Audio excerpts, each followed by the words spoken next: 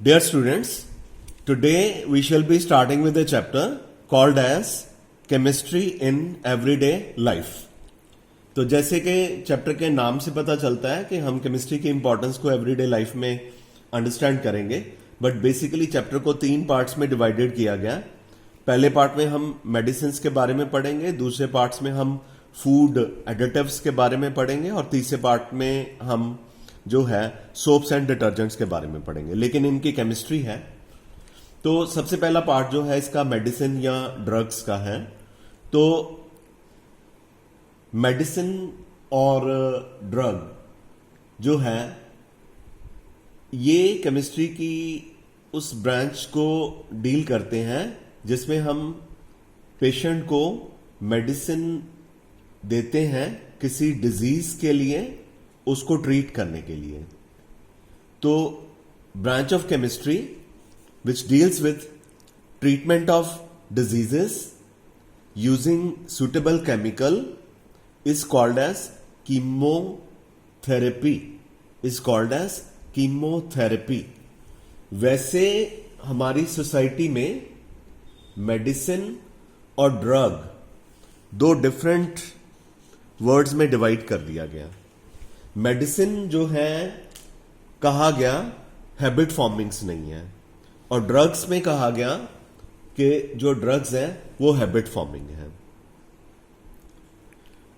तो लेकिन ड्रग जो है और मेडिसिन वर्ड, इसको हम मेडिसिनल केमिस्ट्री में डिफरेंशिएट नहीं करते, but society point of view से हम इसको कह सकते हैं कि जो हैबिट कॉज करने वाली दवाइयां होती हैं वो ड्रग्स होती हैं, और जो हैबिट नहीं कॉज करती वो मेडिसिन होती हैं।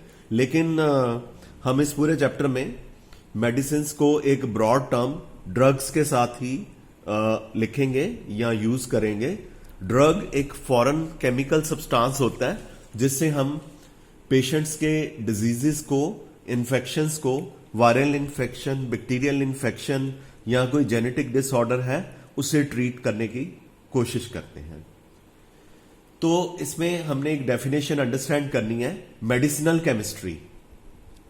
तो ये केमिस्ट्री की वो ब्रांच है जो डील करती है कि ड्रग को कैसे डिजाइन किया जाए, ड्रग को कैसे सिंथेसाइज किया जाए और वो बॉडी में कैसे काम करती है।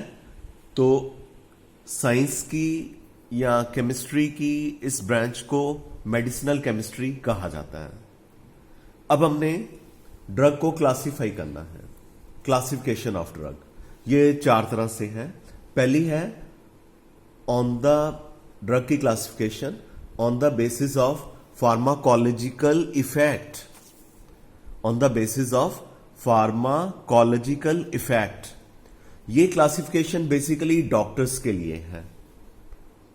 तो इसमें डॉक्टर्स को ये पता रहता है, ड्रग्स कंपनीज जो हैं, फार्मा कंपनीज जो हैं, डॉक्टर्स को बताती हैं या डिफरेंट जर्नल्स में ये लिखा रहता है कौन सी ड्रग कौन से डिजीज की ट्रीटमेंट के लिए अवेलेबल है। जैसे मलेरिया है किसी को, तो उसके लिए डॉक्टर को पता रहता है कि एंटी मलेरियल मेडिसिन देनी है। किसी को बुखार है तो उसको डॉक्टर को पता रहता है कि एंटीपायरेटिक बुखार को कम करने वाली दवाइयों को कहते हैं। अगर किसी को कोई इन्फेक्शन हो गई है, बैक्टीरियल इन्फेक्शन है, तो उसको एंटीबायोटिक या एंटीबैक्टीरियल दिए जाते हैं। तो जो पहली क्लासिफिकेशन है that is on the basis of pharmacological effect, और ये डेफिनेटली डॉक्टर्स के लिए यूजफुल होती है। दूसरी क्लासिफिकेशन है on the basis of drug action. तो इसमें हम बताते हैं कि ड्रग कैसे एक्ट करती है, और उसकी जो क्लासिफिकेशन है ड्रग के एक्शन के ऊपर बेस्ड होती है। जैसे सपोज कीजिए कि हमारे पास एंटीहिस्टामिन्स मेडिसिन हैं, तो एंटीहिस्टामिन्स होती हैं एलर्जी को ट्रीट करने वाली दवाइयाँ। तो एंटीहिस्टामिन्स नाम की जो दवाइयाँ हैं वो डॉक्टर को पता रहता है या केमिस्ट को पता रहता है कि ये हिस्टामिन के एक्शन को ट्रीट करेंगी। हिस्टामिन जो है वो एलर्जी कॉज करता है, तो हिस्टामिन्स को ट्रीट करने के लिए, उनकी सिक्रीशंस को ख़त्म करने के लिए हम जो मेडिसिन्स यूज़ करते हैं वो एंटीहिस्टामिन्स होती हैं। तो जो दूसरी तरह की क्लासिफिकेशन है that is on the basis of drug action. तीसरी क्लासिफिकेशन है on the basis of chemical structure. ये जो स्ट्रक्चर बना हुआ है आपको याद नहीं करना, वैसे ये जो स्ट्रक्चर बना हुआ है सल्फोनामाइड्स का है, ठीक है। आप इसको वैसे गो थ्रू कर सकते हैं। ये सल्फोनामाइड का स्ट्रक्चर है। तो ज़्यादातर जो सल्फोनामाइड्स होते हैं एंटीबैक्टीरियल होते हैं। तो अब कोई भी सल्फोनामाइड जिसका स्ट्रक्चर इससे मिलता जुलता है, या जितने भी सल्फोनामाइड्स हैं उनमें सल्फोनिक एसिड ग्रुप या सल्फोनामाइड जो है वो प्रेजेंट होता है, तो अगर उनके स्ट्रक्चर्स सेम है तो उनका जो एक्शन है वो भी ऑलमोस्ट क्या होता है, सेम होता है। तो इसलिए इसमें कहा गया कि ड्रग्स हैविंग कॉमन स्ट्रक्चर्स, उनका जो फार्माकोलॉजिकल एक्शन है यानी कि बॉडी में काम करते हैं ये जो दवाइयाँ, वो ऑलमोस्ट क्या होता है, सेम होता है। इसका मतलब कि अगर दो स्ट्रक्चर्स आपस में काफ़ी मैच करते हैं तो ये माना जा सकता है कि उनका मोड ऑफ एक्शन सेम हो सकता है, उनका काम करने का तरीका सेम हो सकता है, जिसे फार्माकोलॉजिकल एक्शन कहा जाता है। चौथी क्लासिफिकेशन है on the basis of molecular targets. तो 4 तरह की क्लासिफिकेशन है। पहली classification, once again I would like to tell you, on the basis of pharmacological effect. दूसरी क्लासिफिकेशन है on the basis of drug action. तीसरी क्लासिफिकेशन है on the basis of chemical structure. चौथी क्लासिफिकेशन है on the basis of molecular target. जो मैंने आपको शुरू में बताया कि मेडिसिन और ड्रग्स वैसे सोसाइटी के पॉइंट ऑफ व्यू से तो डिफरेंट हैं, लेकिन हम केमिस्ट्री के पॉइंट ऑफ व्यू से मेडिसिन को ड्रग्स ही लिखेंगे। तो जो ड्रग्स हैं बायोमोलिक्यूल्स पे एक्ट करती हैं। बायोमोलिक्यूल्स कौन कौन से? Carbohydrates, proteins, nucleic acids, nucleic acid में DNA, RNA and lipids. Biomolecules में क्या क्या है? Carbohydrates, proteins, nucleic acids and lipids. ठीक है। तो ड्रग्स जो है बायोमोलिक्यूल पे एक्ट करती हैं। बायोमोलिक्यूल को क्या कहा जाता है? टारगेट मॉलिक्यूल, या क्या कहा जाता है? ड्रग टारगेट, क्योंकि ड्रग्स जो हैं इनके ऊपर अटैक करती हैं। ठीक है। तो लेकिन इसमें भी हमें यह बताना है कि जिन ड्रग्स का स्ट्रक्चर कॉमन होता है उनका जो मैकेनिज्म ऑफ एक्शन है वो भी सेम ही होता है ऑलमोस्ट। और ये वाली जो क्लासिफिकेशन है on the basis of molecular target, हमने इसकी डिटेल्स तो नहीं पढ़नी। ये डेफिनेटली एक केमिस्ट होते हैं, मेडिसिनल केमिस्ट, उनके लिए यूजफुल होती है। मेडिसिनल केमिस्ट जो हैं ऐसे केमिस्ट हैं जो कि फैक्ट्रीज के अंदर, फार्मा फैक्ट्रीज के अंदर, दवाई बनाने वाली कंपनीज के अंदर दवाई को डिजाइन करते हैं, बनाते हैं, नए मॉलिक्यूल डिस्कवर करते हैं कि कौन सी डिजीज के लिए कौन सी जो है ड्रग यूजफुल या इफेक्टिव हो सकती है, इसके ऊपर रिसर्च करते हैं। ये होते हैं मेडिसिनल केमिस्ट। ओके, तो ये थी 4 तरह की क्लासिफिकेशन।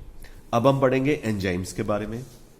आपने शायद 11th स्टैंडर्ड में पढ़ा हो कि एंजाइम्स जो हैं रिएक्शन को कैटेलाइज करते हैं बॉडी के अंदर, बायोकेमिकल रिएक्शंस, यानी कि प्लांट्स के अंदर और एनिमल्स के अंदर जो रिएक्शंस होते हैं, केमिकल रिएक्शंस, उनकी कैटालाइसिस के लिए क्या रिक्वायर्ड होता है? एंजाइम्स। तो एंजाइम्स सबसे पहले सबस्ट्रेट को होल्ड करते हैं, ये एंजाइम है। ठीक है, ये एंजाइम है। तो आई एम श्योर कि आपको पता लग गया होगा, ये जो बोट शेप का बनाया हुआ है ये एंजाइम है। ठीक है, तो इसको एंजाइम कह दिया। ये सबस्ट्रेट है बॉडी के अंदर जो कि नॉर्मली अपने आप को इस एंजाइम की ये जो साइट है एक्टिव साइट पे अटैच करता है। जैसे सपोज कर लीजिए ये लॉक का होल है, ताले की अंदर होल है और सबस्ट्रेट एक चाबी की तरह है। तो जैसे एक लॉक के लिए एक चाबी होती है उसी तरह से एंजाइम के लिए सबस्ट्रेट होता है।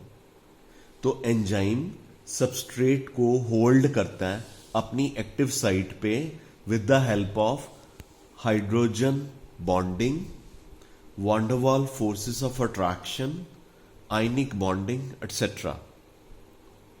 ठीक है, तो सबस्ट्रेट को एंजाइम अपने साथ अपनी एक्टिव साइट पे होल्ड करता है with the help of certain bondings like hydrogen bonding, like ionic bonding, like one der Waals forces of attraction. तो इनकी हेल्प से एंजाइम सबस्ट्रेट को एक्टिव साइट पे होल्ड करता है। ये एंजाइम का फंक्शन होता है। तो ड्रग और एंजाइम कैसे इंटरैक्ट करते हैं? ये एंजाइम की एक्टिव साइट है, ये एंजाइम की एक्टिव साइट है, ये ड्रग है, ये सबस्ट्रेट है। ड्रग की शेप इस तरह से बनाई गई है कि वो एंजाइम की एक्टिव साइट पे अपने आप को अटैच कर सकती है और सबस्ट्रेट नेचुरली बॉडी में प्रेजेंट है जो अपने आप को एंजाइम के ऊपर होल्ड कर सकता है। दोनों यानी कि ड्रग और सबस्ट्रेट एक दूसरे के साथ एक्टिव साइट के ऊपर अटैच होने के लिए कंपीट करेंगे। दोनों ड्रग और सबस्ट्रेट एक्टिव साइट पे अटैच होने के लिए एक दूसरे के साथ कंपटीशन करेंगे। They are competing with each other to get attached on active site of enzyme. Now we don't want actually कि substrate यहाँ पे attach हो। Maybe substrate यहाँ पे attach होगा तो maybe वो कोई ऐसी secretion cause कर रहा है जिससे हमें कोई प्रॉब्लम हो रही है या कोई डिजीज हो रहा है। तो ड्रग सबस्ट्रेट को रोक के अपने आप को यहां पे अगर अटैच हो जाता है तो वो उस डिजीज को खत्म करने में शायद हेल्प करेगा। अब क्या होता है कि कुछ दवाइयां ऐसी होती हैं जो बड़ी स्मार्टली सबस्ट्रेट के साथ कंपीट करने की बजाय वो एंजाइम के बैक साइड से जाके यहां पे एक साइट बनाती हैं जिसे एलोस्टेरिक साइट कहते हैं और अपने आप को उस एलोस्टेरिक साइट पे फिट कर लेती हैं। जब वो फिट कर लेती हैं अपने आप को, ड्रग्स या इनहिबिटर्स अपने आप को एलोस्टेरिक साइट के अंदर फिट कर लेती हैं, तो ये जो एक्टिव साइट थी ये डिस्ट्रॉय हो गई, डिस्टॉर्टेड हो गई। ये एक्टिव साइट एंजाइम की डिस्ट्रॉट हो गई, आप देख सकते हैं डिस्टॉर्ट हो गई। अब जो सबस्ट्रेट था उसका यहां पे आना या यहां पे अटैच होना मुश्किल हो गया। तो ड्रग ने इस तरह से कंपीट किया कि अपने आप को ड्रग ने एलोस्टेरिक साइट में फिट कर लिया और एक्टिव साइट को डिस्टॉर्ट कर दिया, जिसकी वजह से सबस्ट्रेट जो है अपने आप को एक्टिव साइट पे अटैच नहीं कर पाएगा और इस तरह से ड्रग जो है डिजीज को ट्रीट करने में हेल्प करेगी। अब हमें ये अंडरस्टैंड करना है कि जो मैसेज है बॉडी में न्यूरॉन्स की हेल्प से जाते हैं। आपने लोअर क्लासेस में पढ़े हुए हैं, जो मैसेज हैं वो न्यूरॉन्स की हेल्प से जाते हैं। तो कैसे ये मैसेज जो है रिसेप्टर प्रोटीन्स की हेल्प से आगे ट्रांसमिट किए जाते हैं केमिकल मैसेंजर की हेल्प से।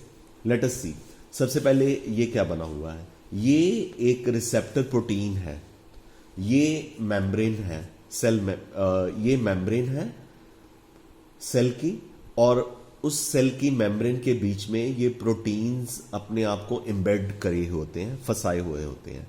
लेकिन प्रोटीन का, रिसेप्टर प्रोटीन का ये वाला हिस्सा थोड़ा बाहर की तरफ प्रोट्यूड आउट करता है, बाहर की तरफ होता है। बाकी हिस्सा रिसेप्टर का, प्रोटीन का, मेम्ब्रेन के अंदर होता है। तो ये जो पार्ट बाहर की तरफ है, ये बाइंडिंग साइट है जहां पे केमिकल मैसेंजर जिसने के मैसेज पास ऑन करना है अपने आप को अटैच करेगा।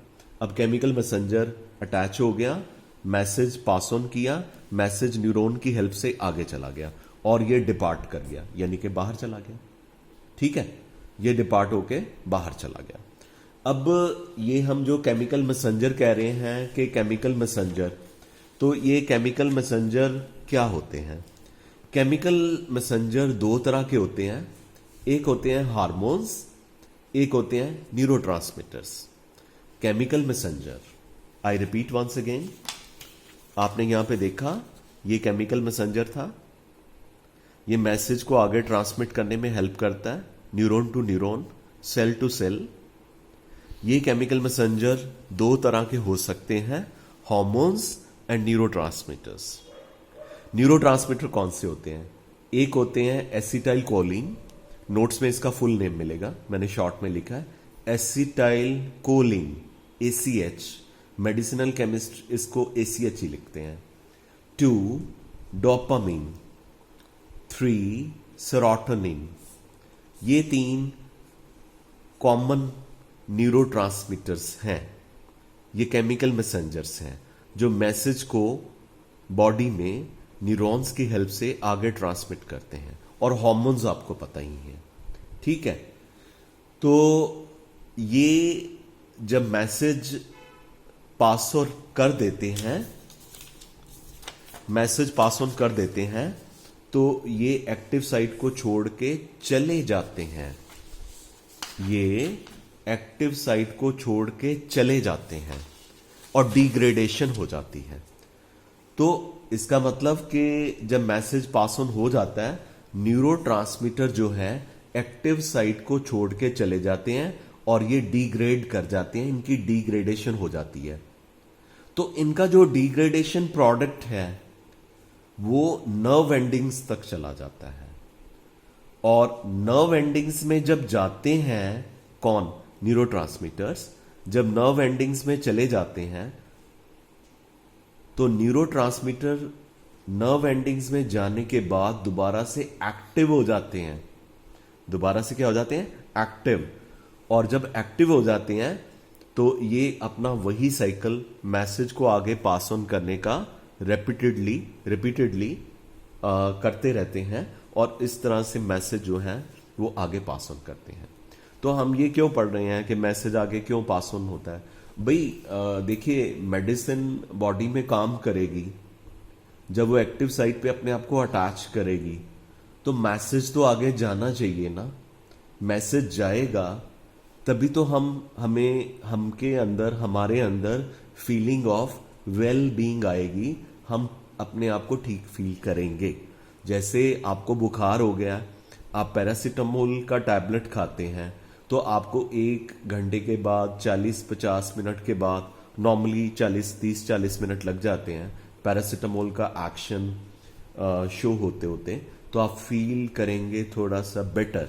तो मैसेज आपको गया ना, तो मैसेज किसकी हेल्प से जाता है? हार्मोन्स या न्यूरोट्रांसमीटर्स, जिनको केमिकल मैसेंजर्स कहा जाता है। तो अगले लेक्चर में हम मेडिसिन के बारे में बात करेंगे। ठीक है बच्चे, थैंक यू वेरी मच।